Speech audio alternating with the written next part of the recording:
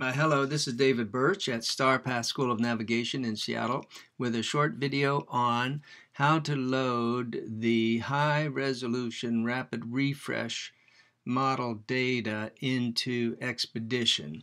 And actually I didn't think about this, but first let's just go to Google and put in HRRR, enter, whoops, HRRR, enter.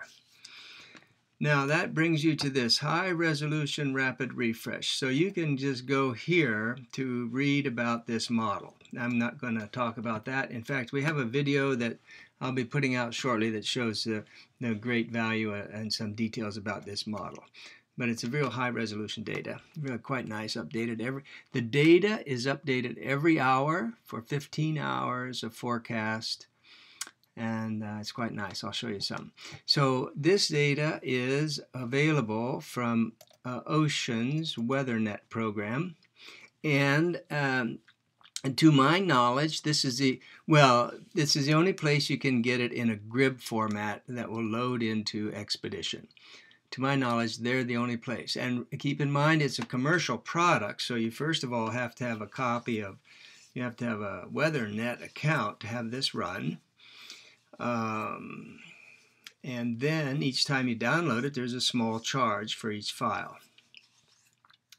And because it's commercial, that means if you're using it in a yacht race, you'd only be able to download the 15 hours worth of data just before the gun goes off and so on.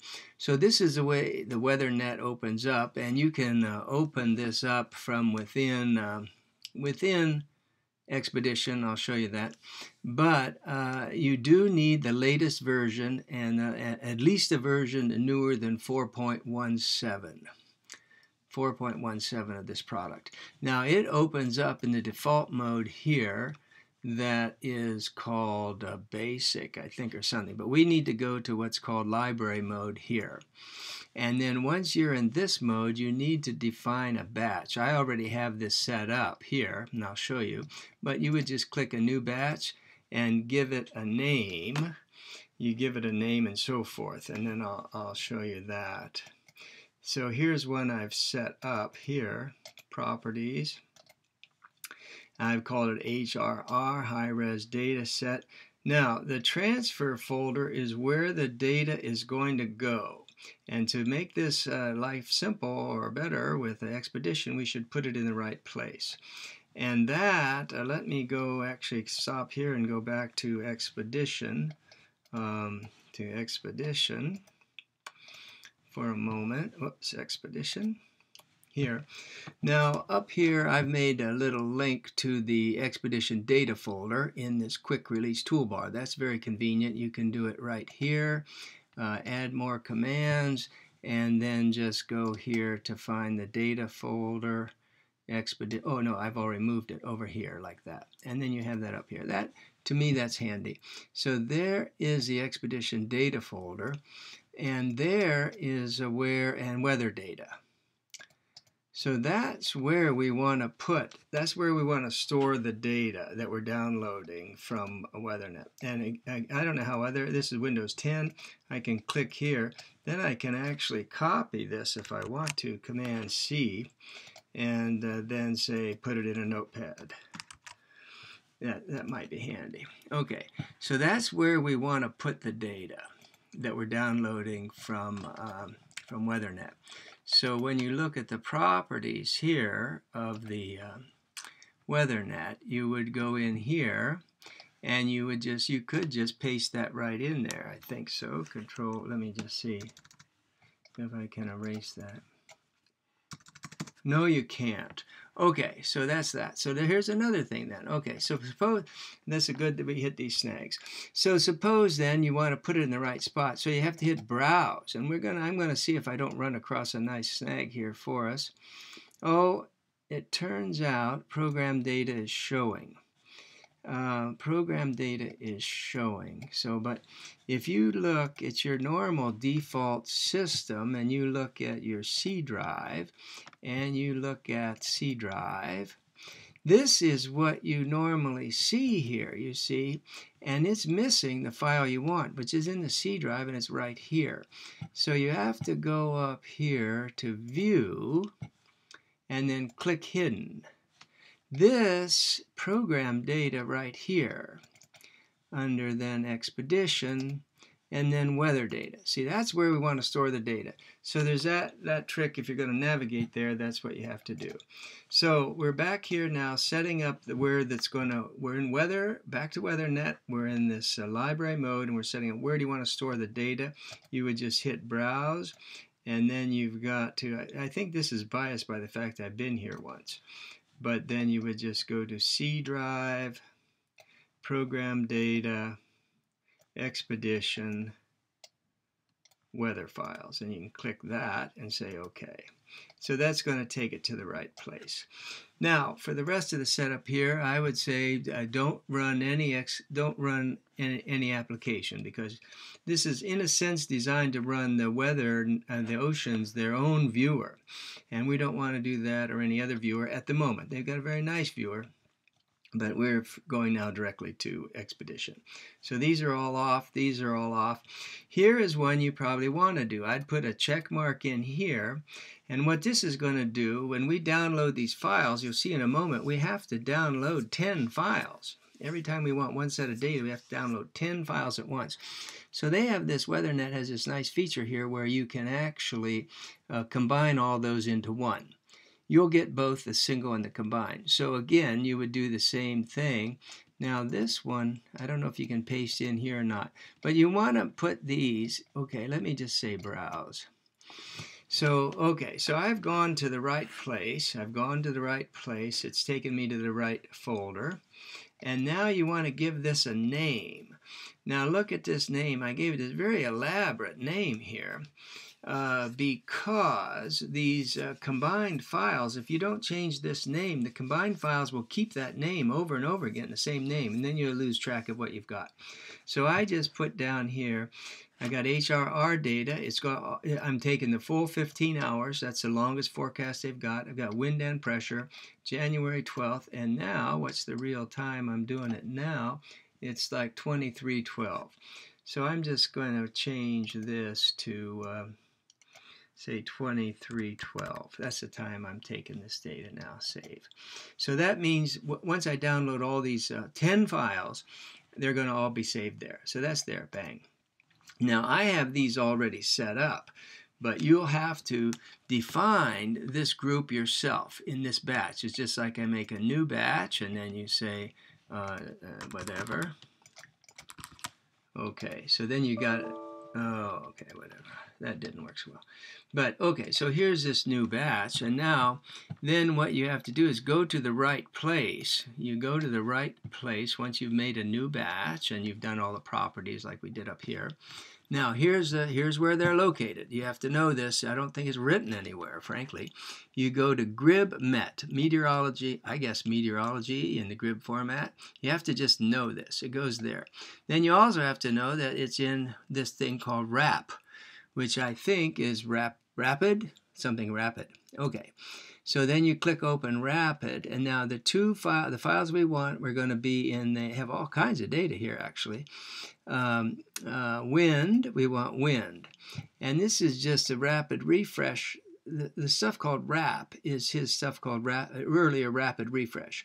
The very new, no, rapid refresh. The new stuff is called high resolution rapid refresh. I'd be happier if this said HRRR down here or something, but it didn't. Now these you then drag into here, and whoops. Okay.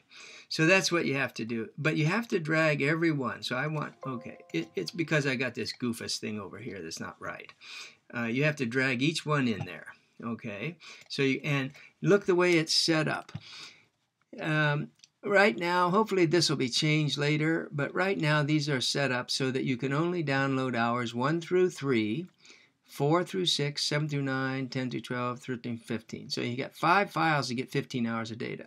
Now, if you're using this live, and this, remember, this model is actually updated every single hour. Every single hour you get a brand new 15-hour forecast. And each hour, all the local measurements, the lighthouses, the buoys, the radar, satellites, whatever, ASCAT, whatever information they have at the National Weather Service, all that data gets assimilated every hour into the forecast. And then they make a whole new forecast. So the forecast is fresh every hour for 15 hours. Okay, so that's the wind part of it. Now we go up and you do the pressure part of it. Up and there's easy. There's just those 5, and you drag those down in there and forget that for the moment. Okay, so that's the way that works. And here's then what it looks like when you get them all 5, all of them drug in there. Now then you can right-click and say select all, or right-click unselect, or whatever, or just take these 2, like that, whatever. But we want them all, so we say select all. Okay, that's that. And then you say go, up here, go. Now you have to choose the map, which is right here, map. And these are very high resolution data, so I take the smallest area, the maximum I care about. So I've just, you can drag this like this, but minus, zoom out. But I want to include all the Strait of Juan de Fuca and Puget Sound, so that's something like that. And I know I can get that in about 3 degrees. Yeah, something like that. So you see, here's the San Juans, Gulf Islands, all of Puget Sound, and all the Strait of Juan de Fuca. It's just 3 degrees of data, that's all. 180 miles square or something. Say OK, so that's got the map. Then you're ready to say go. And look here, it's going to do it, but this download is costing $3. It costs $3. So then it downloaded all the data. Now, if we told it to go to the right place, we're all done with this program. So we can just close that. We can, in fact, minimize that. This was some toy here. Now we go back to Expedition. And let's just go here. Go to Settings. Go to Weather. I don't know what I was looking at before, but I'm going to clear everything. Clear all. So there's no weather data. Now I want to add a file. So what do we have here? Oh, I didn't make a sum file. Well, oh no, wait, I did have a sum file. 2123. Okay, so you see, here's the other sum file. And the reason I say it's a little bit, it doesn't behave in the normal way. Normally when you take a whole set of data and then you take another one right away, it will pile everything into this, like this is something I was doing the other day, here, like that. And now go back here, back one. And but this is what we did just this moment, this stuff right here, these 15 files, these 10 files, plus this one, the sum of everything. This one is some sum from the other time before. That's why you want to give, if you're going to use a summed up data, be sure it has a special name that you can identify. All right, so I could just take the summed up data, which is all of these files, say that one, and add that one. So that's all I got, and say, okay, go. Let's see if that's right.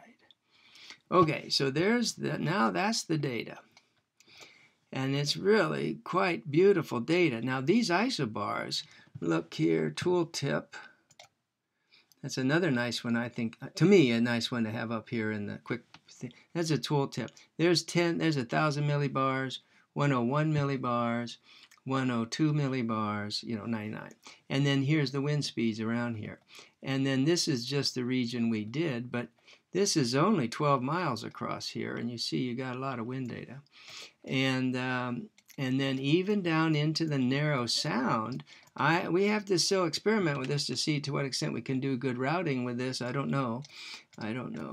But here's this data. Now another way to take a quick, that's basically the end of my story, except to point out this one other really nice feature. Let me get rid of the tooltip that they've got here, Nick has in the Expedition. You can just right click here and show the meteogram.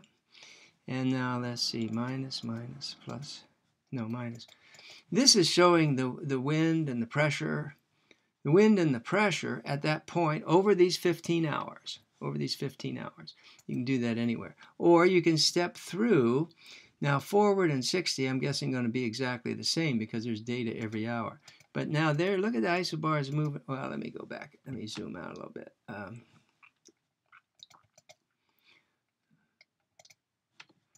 There's the area. There's the area. Now let me go all the way back to the beginning. Okay, so here's the data, and then you can step through this. And there's data every hour for 15 hours.